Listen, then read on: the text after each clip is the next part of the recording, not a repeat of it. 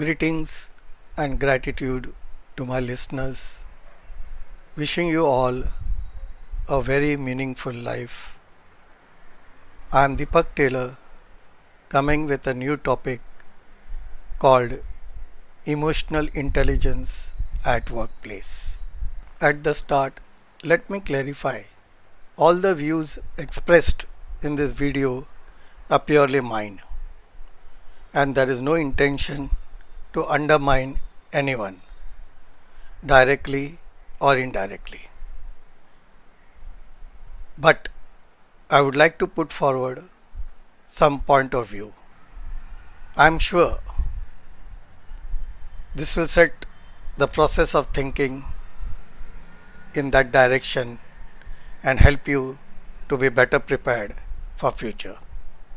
As it is rightly said, you cannot force someone to comprehend a message they are not ready to receive. Still, you must never underestimate the power of planting a seed. With this phrase, I would like to start today's topic. In the present situation, due to pandemic, there's a lot of disturbance in every aspects of life. And each one of us is trying our best to face the same in the best possible way. One of the aspect of job, I am trying to put forward some views for the future. Due to the ongoing pandemic, the technological giants will start accelerating the pace of developing new technologies. And they will work on artificial intelligence in a large scale. You will see a total transformation in the way companies will operate in future. Most of the companies which are large will use technology to replace what human beings can do, like the routine activities, the basic intelligence required, the communication method, and the way meetings are conducted, and so on.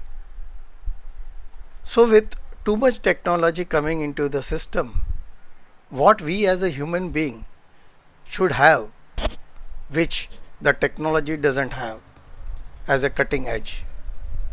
And according to me, that is, technology cannot replace human compassion and empathy. And this can be shown by people having emotional intelligence. And so I feel emotional intelligence will be dominant at workplace in future. Any employee, when he joins an organization, he likes to go through the ladder having 3 stages in his career. First, he would like to survive. Second, he would like to belong to the company. And third, he would like to become something at the top level of the management. As first stage is taken care of in modern society to a large extent, with many avenues available to earn, so that the basic needs of the people are fulfilled. I am not going to elaborate on it.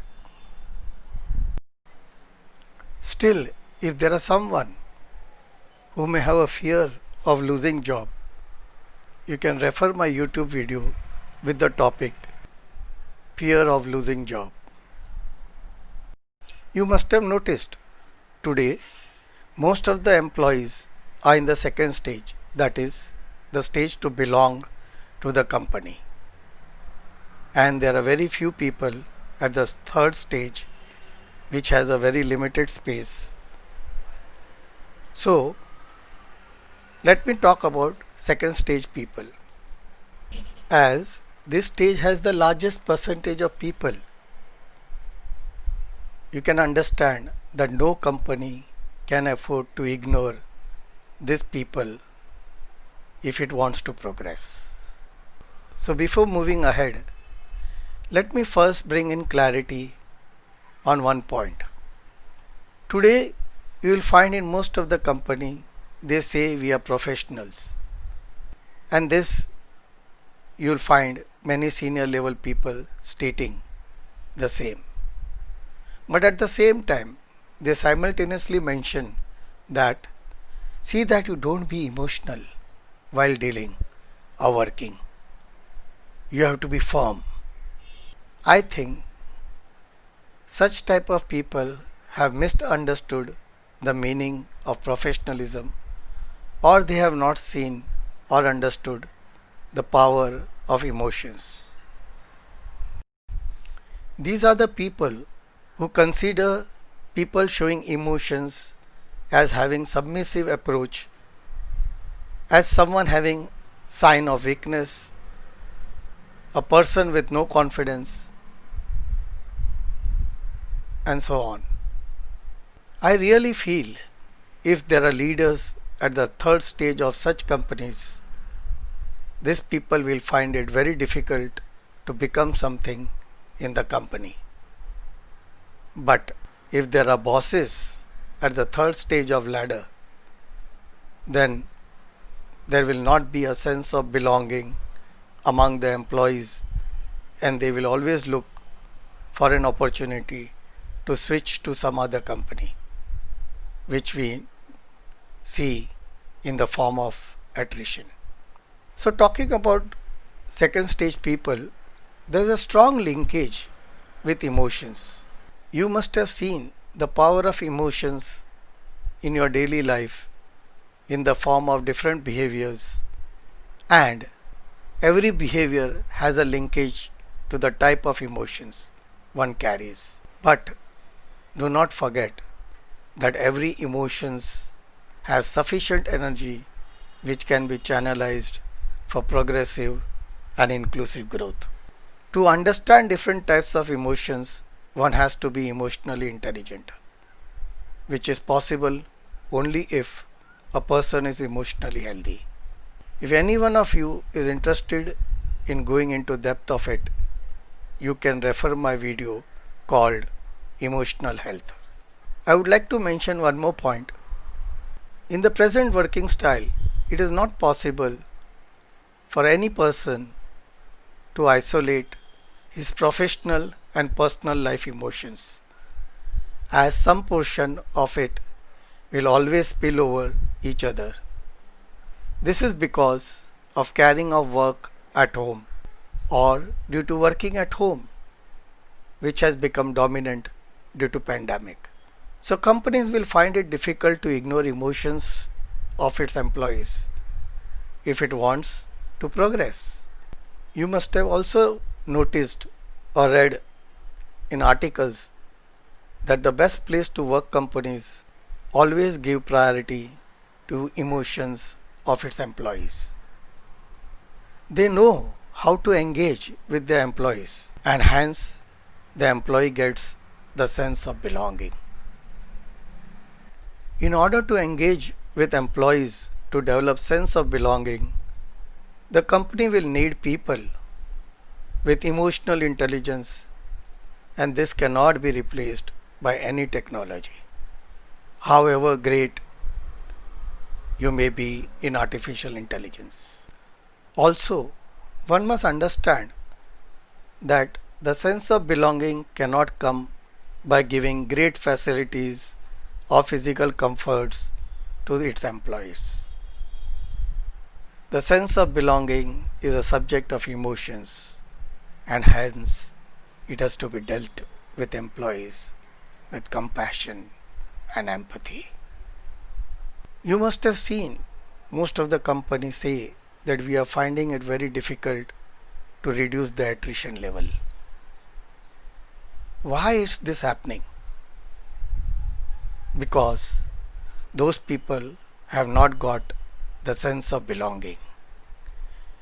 And one of the major reasons is seniors behaving like bosses and not leaders. You must have also noticed that there are employees who had experienced good leadership during the past tenure in the company, and hence they have self-committed to serve the organization for the same reason.